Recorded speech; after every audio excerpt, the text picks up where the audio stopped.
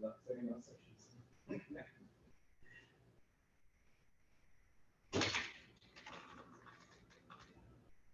I'm starting now. Can I start now?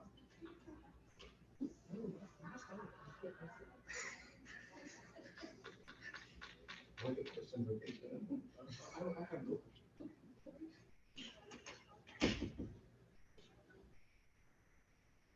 I think in the interest of time, I'll get started because mine is the second last session and then everybody's going to go catch flights.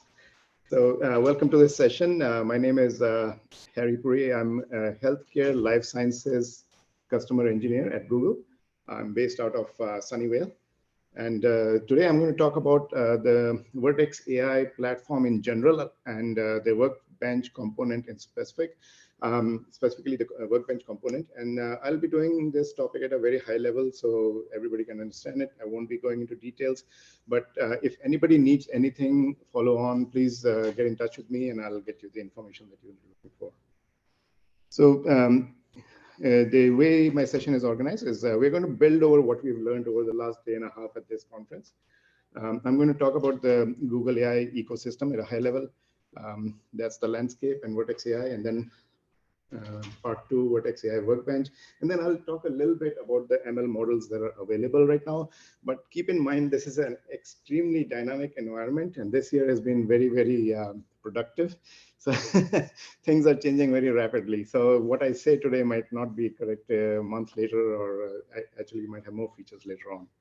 So just keep that in mind. It's it's changing very fast. So we've seen as a part of a data strategy that enterprises are aggregating data into data lakes and warehouses and moving these into the cloud. And there's a reason why enterprises are doing this. They want to extract value out of their data, right? I mean, they want to get some benefit out of it. And all this work that's happening yesterday, my colleague Shakil was presenting on various methods of ingesting data into GCP, data capture techniques into the data warehouse, etc.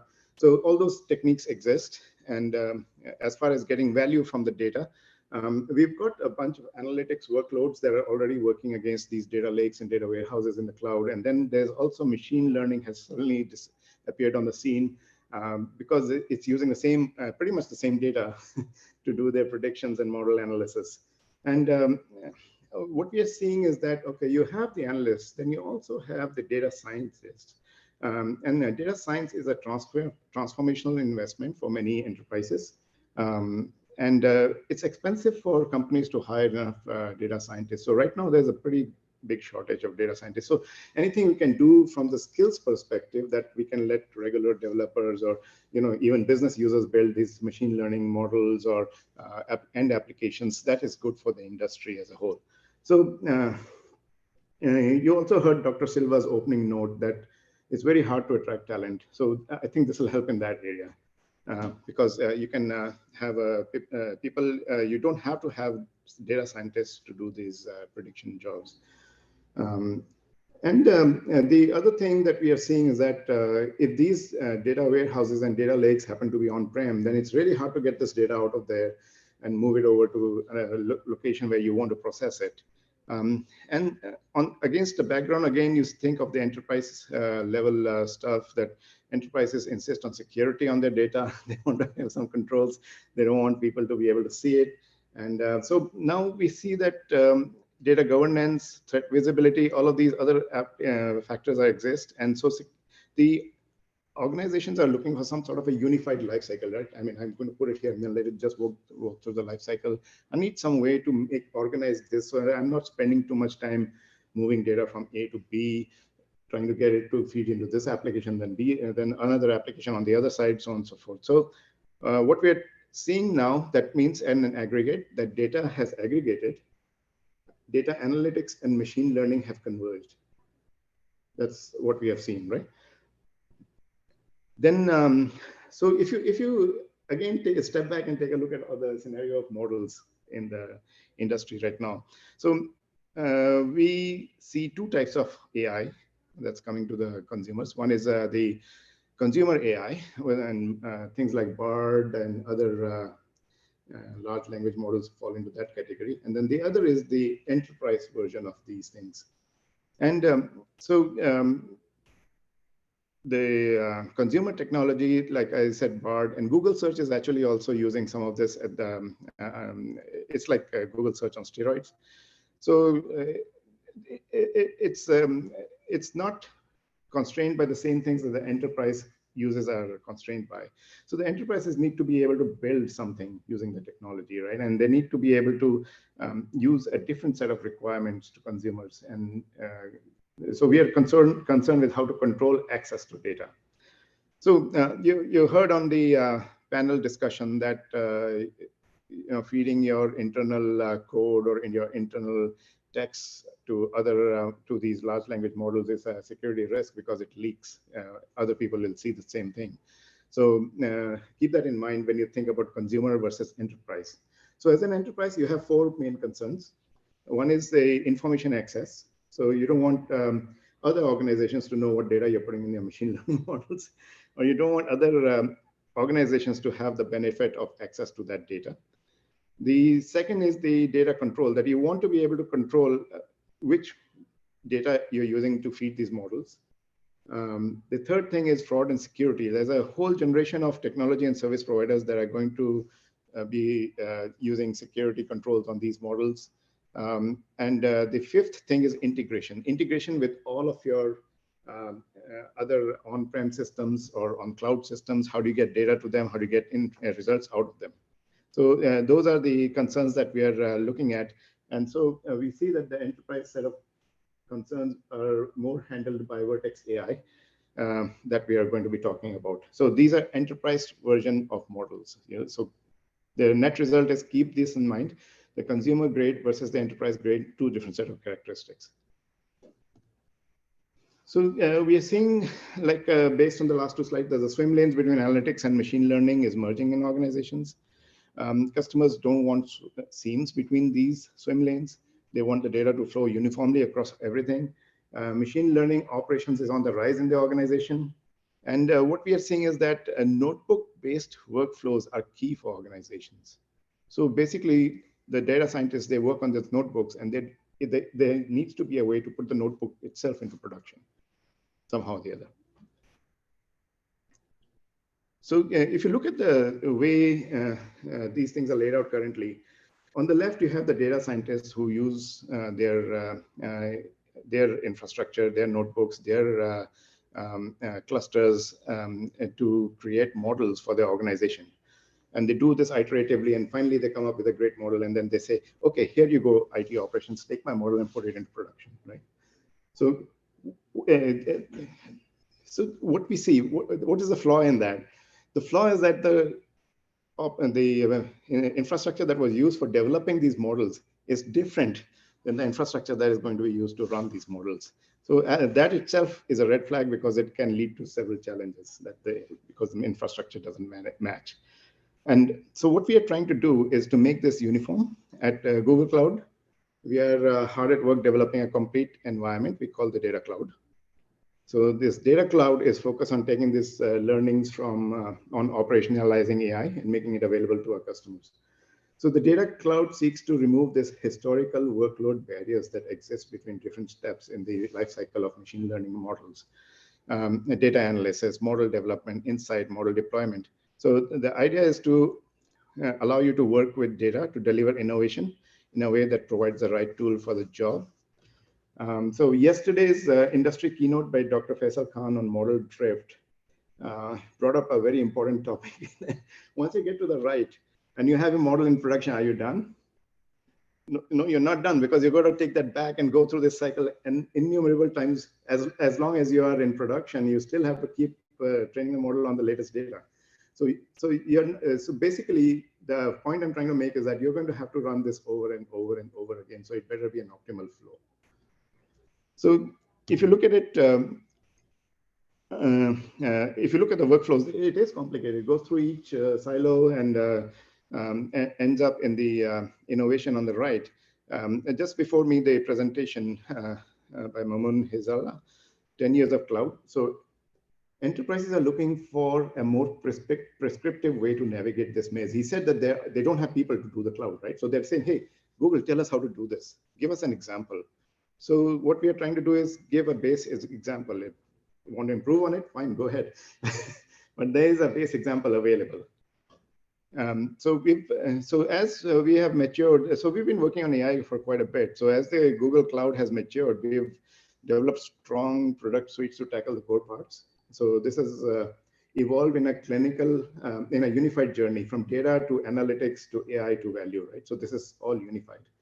So so that's basically what I'm trying to say here. And then we come to the Vertex AI slide. So the Vertex AI is actually the platform at Google Cloud that allows you to do all of this activities that I just talked about. So our goal with Vertex AI is to increase the productivity of the machine learning engineers and data scientists and allowing you to get the most out of your AI investment. So what do we mean by that? So number one, we want to improve developer velocity, right? I mean, you want to be able to give you easy access to data sets and features and models for analytics and machine learning. So when you have access to this, you're not sitting down trying to establish a connection to a database or something or the other. You're just using it, right? It's already connected. So that reduces the amount of time you waste on those activities, and you just create your code and you analyze your models, etc. The other is to be able to give you secure and serverless options. So how does that help? Security, every enterprise will have some security guidelines, say, hey, you can't do this or you can't do that, so on and so forth. So if you are in the cloud environment, those security concerns are already developed for you. So now it's a secure environment that you can just operate in without having to worry about securing your new machine or something or the other. And then the serverless option is that, okay, you don't even have to bother about setting up a machine or any VM anywhere in the cloud. You just have it, you just use it, right? I'll show you examples as we go on. So basically, if you see the green box in the middle, that's the Workbench. That's a one-stop surface for data science. It's a fully managed notebook service. It's integrated with the Vertex ML Ops services. It has many more features where like a notebook executor and kernel selector, et cetera, et cetera. We'll talk about that. And then this gives you access to state-of-the-art machine learning. So all of the Google models that are available to this notebook, and you can use them, including generative AI stuff. So we're going to focus more on the green box since it's the glue between all of these different capabilities of Vertex AI. So that brings us to the Vertex AI Workbench piece. So there are three specific product integrations that I want to highlight today. One is the Vertex AI Workbench. So like I said, it's a one-stop surface for data science. It encompasses both data and AI workload. So basically, using that notebook, you can create any of your artifacts that can use that can be either just regular old analytic programs, or it can be machine learning models. The data flow is consistent with minimal data movement. So this is important. You're not going to have to move data to be able to operate on it. The notebooks are connected to BigQuery because BigQuery is a favorite landing spot. Google for almost, it's the data warehouse equivalent that's in Google. So your notebook connects to these. You don't have to move data back and forth. You can just access these data sets right from there. So the AI tasks will work directly with the data in BigQuery. And we will bring, and it brings machine learning operations to the notebook. So the machine learning operations are fundamental, is a framework for the tools, and the users are very comfortable with that. For example, Kubeflow, things like that. So they are available right there in the notebook. So if you look at the componentry of the Vertex AI Workbench, which is the unified interface for data analysis and AI development, we see that data scientists spend a lot of time coding in notebooks, right? The green section in the notebooks. And Vertex AI is the workbench. Vertex AI Workbench is the place where you want to go if you want to use notebooks in Google Cloud. That's provided for you. It's a one-stop surface for data science. You can use it to analyze data, train, deploy machine models, all without having to worry about the underlying infrastructure. So these notebooks need to run on some sort of compute infrastructure, right? When you provision this notebook, it's all done for you. You get the notebook tab, you can start writing Python code in it or whatever you want to do. You don't have to worry about provisioning the underlying infrastructure, getting the VMs going, but you do have to select what hardware you want. So there are drop downs, and I'll show you in a future screen how that's done. The connectors to data in BigQuery and Google Cloud Storage already exist. So if you want to just operate on, for example, CSV values in Google Cloud Storage, you can just use it. Yeah, and if you want to use any relational data that's sitting in BigQuery, you can use that tool right away from the notebook itself. Also, the notebook can be a component in a Kubeflow pipeline. So you can develop a pipeline, and the notebook is a component in the pipeline. So you can just run the code straight from the notebook. You don't have to export it, do anything else out. So this is, we give, I think I'm skipping the gun a little bit, but there are two, there's an option to get a fully managed compute, or there's an option also to give you some control of that. So there are different degrees of control that you can get in the notebook. I'll just talk about it. So let's go a little deeper into this Vertex AI Workbench.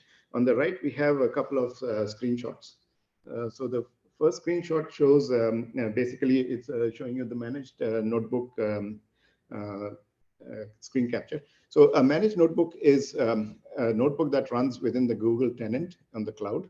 So all of the networking and all is done by the Google tenant, and the allocation of these machine resources is done by Google. And because it's all managed by Google, it's responsive, much more responsive, it's much faster. And because it has a certain networking configuration, it is possible to integrate a lot of tooling into it. So in the managed notebooks, you will see that BigQuery, Google Cloud Storage, and Dataproc, Spark clusters, etc., are all available out there. The other option is to do user managed. The user managed notebook means that you want some control of the notebook. So in that case, when you create that notebook, what it does is that it will create an underlying VM in your GCE. So this VM, you have access to it through the normal means, through SSH. You can do anything you want out there. You can pip install anything you want, and also play around with Conda. Actually, there's a trick to use Conda there. Anyway, I digress. So, yeah, it's basically a VM that you can configure as you want and basically use it. And in these VMs now, you can also configure kernels. Kernels means, like, for example, let's say a typical situation is like you want to have Python 3.6 and 3.10. Let's say some code runs on 3.10 or something runs 3.6. You want both of them at the same time. So you can configure those options in the notebook, and you can actually run your same code. You can just select the kernel from the right side, and you can just execute it.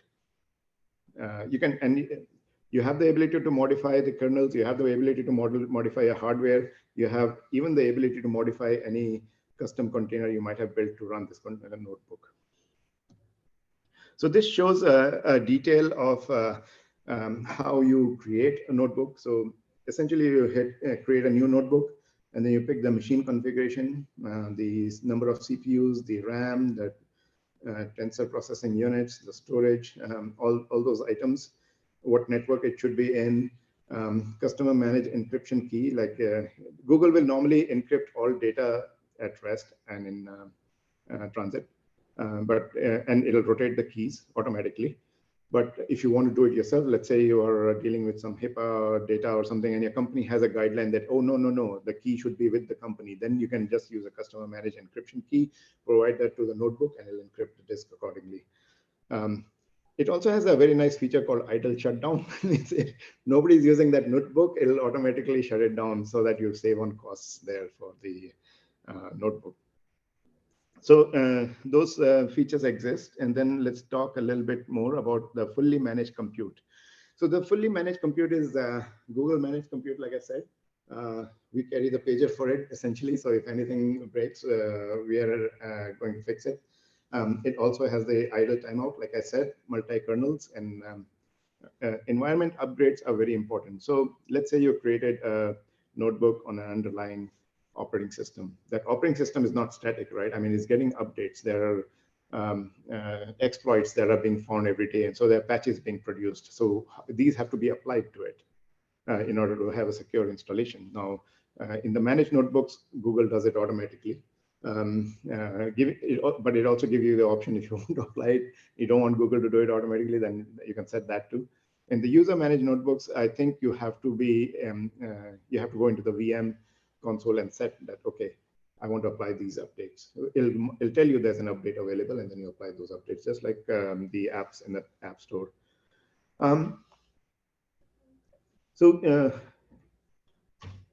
these are enterprise grade. So you think for a minute, the notebooks are end user and service account enabled, right? So just like anything else on the console, this is coming off the console. So you don't even have to think about it. It's already got security built into it. You can share it with somebody else. You can have service accounts, so you can share the service accounts with someone else. You can use the same instances.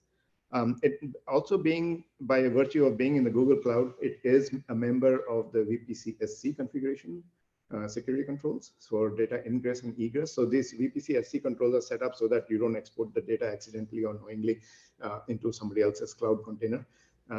And so those are available. VPC peering is available, so you can peer against another VPC and have that appear as a local destination, customer managed encryption key, data residency, and all is applicable. Now, think about scaling, right? I mean, you have a notebook and you have, let's say, some code, your favorite code, you develop this. And now you want to be able to give more horsepower to it so it works faster because you want to put it into production.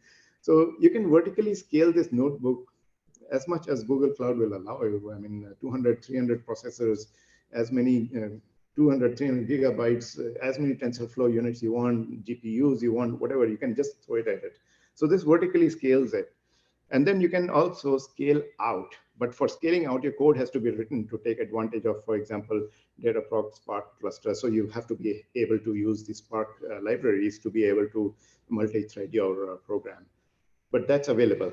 And also, the last bullet says anything new, any new GPU that's available in Google Cloud, you can use it. So pretty much anything available to you, like same day, it's available in the cloud to everybody.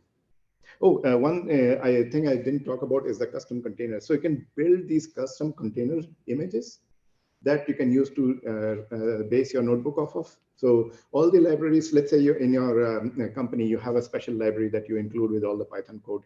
So then you can take the base image that Google has, add your libraries to it and create a custom container image, and then use that to create the notebooks from in the future so that you don't have to go and reinstall this library on every notebook. So I talked about Spark a little bit. Let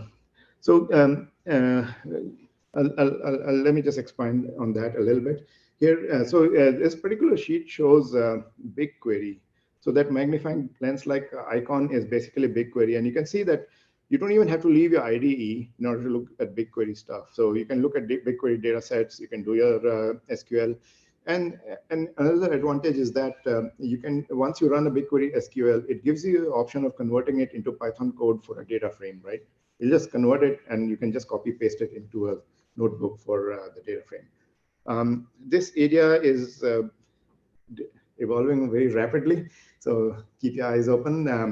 We just announced some APIs called Cody for code generation and things like that. So those will come to bear out here in the future. Now, on the Spark side, it is possible to create a Spark cluster, Apache Spark cluster under Dataproc for, you can create your own cluster, or you can just use one cluster that's available from the Google Common pool, right? So in that case, you can use a serverless Spark and just run your code against it. So you don't even have to set up a Spark, a Dataproc cluster in order to do that. So this is completely serverless, and that is now available. As I said, Notebook itself is used for workflow. The Notebook can be a part of a CI/CD flow. So Notebook itself connects to Git. So you can check in your code, check out your code, do whatever you need to do. You can also be part of the native Kubeflow operator. So that means when you write the Kubeflow pipelines, it becomes part of the execution. And you can take the results. So think of it, it's connected to Google Cloud Storage. So your results can go to Google Cloud Storage. And from Google Cloud Storage, you can share the results with all your colleagues.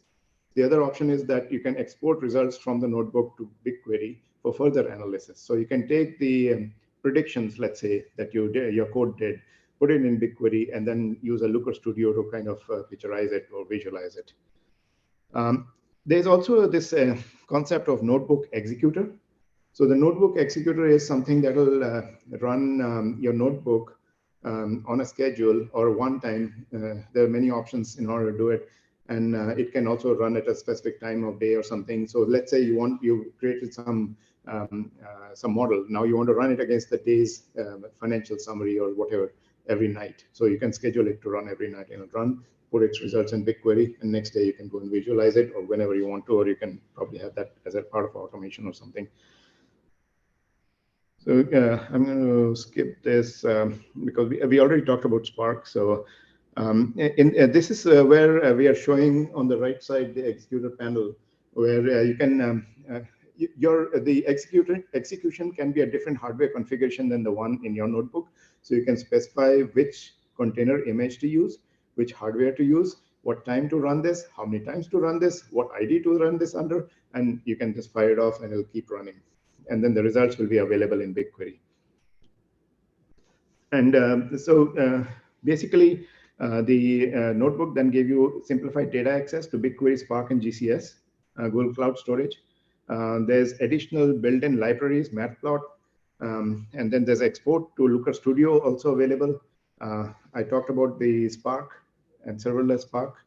And not only that, you can also switch between different Spark cluster kernels, Spark kernels. So you can see that you can do in-place SQL queries. So that means you can click the BigQuery icon, you can run the SQL statement right there and convert that into a data frame to use in your Python code. So basically what we are saying is that the workflow is consistent. There's nothing that demands that you do a different thing because you're dealing with BigQuery or you're dealing with cloud storage. It's the same workflow. Yeah, it's all connected into the Vertex AI stack, and you do the same things every time. There's no data movement. The data stays in BigQuery, the data stays in Google Cloud Storage. You operate against it. So and this shows you, for example, creating a model in BigQuery and having it run in Vertex AI. And then the one thing that you should not forget is BigQuery gives you access to a large number of public data sets. It's more than 200. So if you need public data sets to train your model, this is where you'll get it from. And that's accessible in Vertex AI. So this slide simply says that you can, like I said, you can export the information back into BigQuery tables and then use that to analyze the results of the prediction. Any batch predictions that you ran, you can analyze it later. So now let's take a quick look at models. I don't know how much time do I have left. 3 minutes?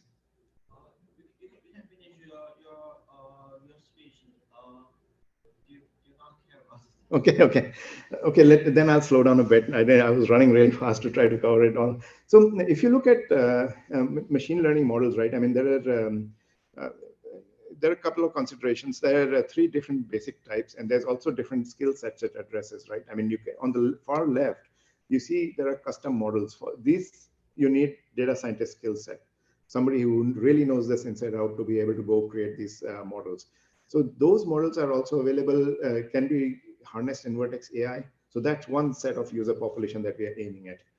On the right, under the yellow arrow, you see these models are available for non-machine learning engineers. Anybody who can run APIs, they can do this for regular developers. So there is a whole stack of pre-trained Google models. So for example, speech to text, text to speech, vision APIs,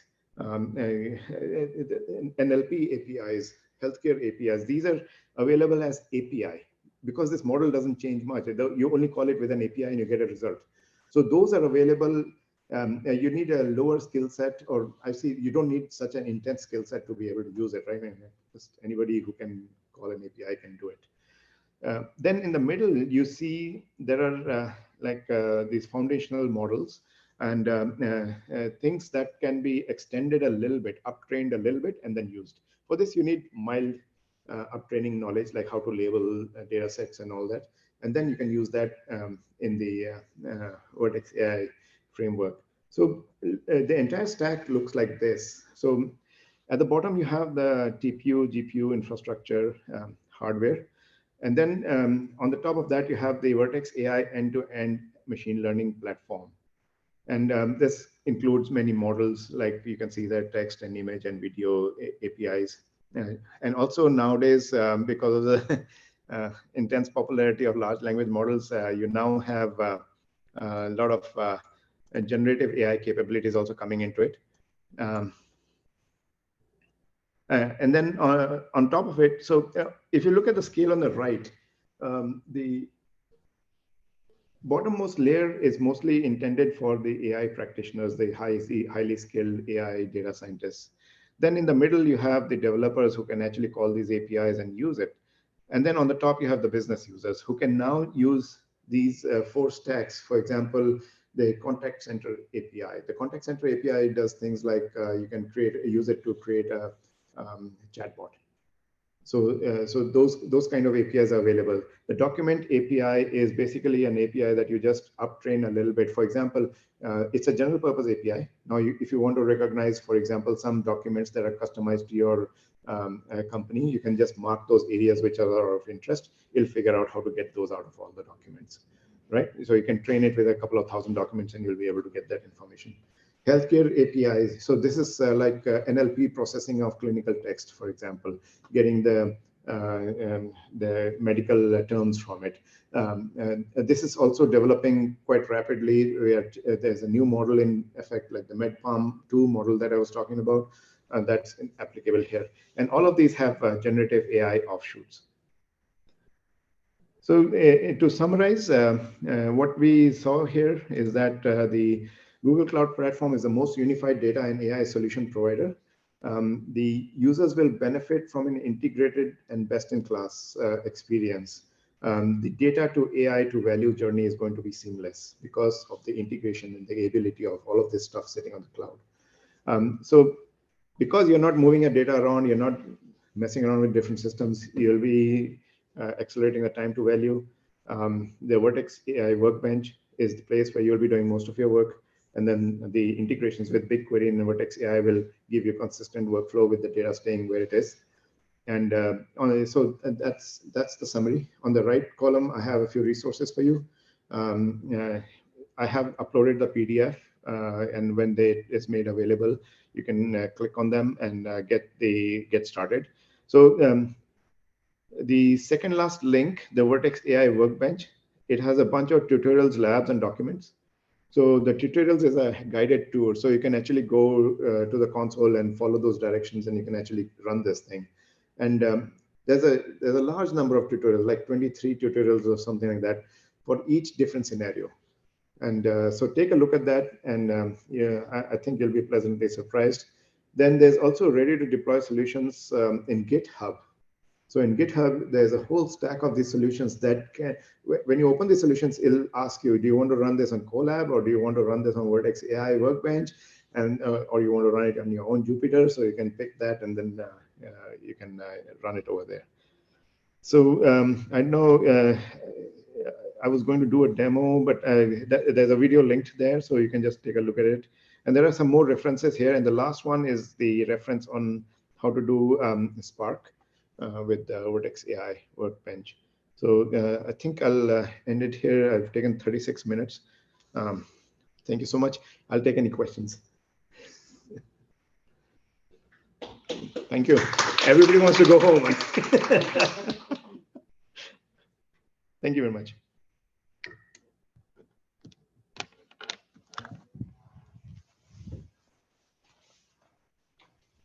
So Harry, I do have a question for all of you. I have a question for you on that. You said